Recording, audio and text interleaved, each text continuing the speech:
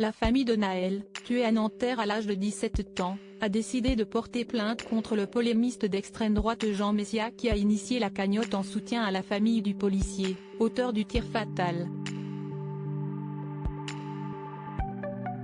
Émoi, indignation, colère, tristesse. La France entière est bouleversée, entre émeutes et polémiques, depuis la mort de Naël, 17 ans, à Nanterre le 27 juin 2023. L'une des controverses qui a suivi le décès de l'adolescent lors d'un contrôle de police est celle de la cagnotte ouverte pour le policier auteur du tir mortel. Son initiateur, le polémiste d'extrême droite Jean Messia qui a collaboré avec Reconquête, le parti d'Éric Zemmour et que le grand public a pu voir intervenir dans les émissions Balance ton poste et Face à Baba, a décidé de la fermer, tandis que la famille du jeune homme a décidé de porter plainte contre lui.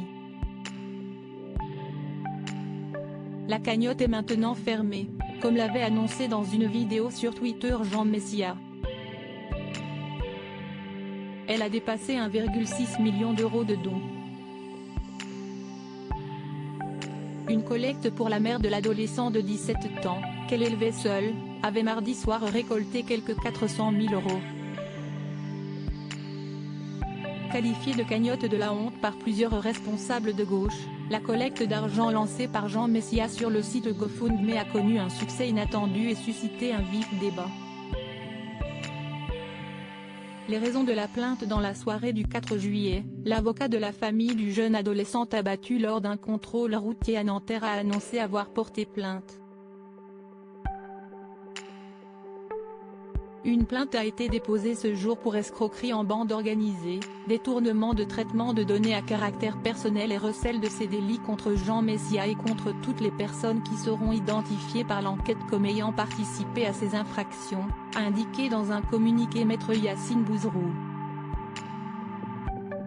De son côté, son initiateur annonce à son tour déposer plainte contre la famille de Naël contre une récupération honteuse et d'une communication politique diffamatoire et calomnieuse. La première ministre Elisabeth Borne et son ministre de l'Intérieur Gérald Darmanin ont estimé que c'était à la justice de se prononcer sur sa légalité.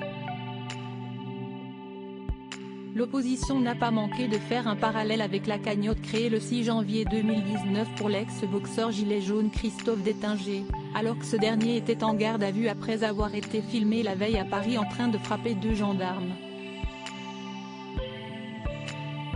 Litchi avait décidé 2 jours plus tard de suspendre cette cagnotte, dont le succès avait suscité une avalanche de réactions politiques indignées, notamment dans le camp gouvernemental et parmi des syndicats de policiers.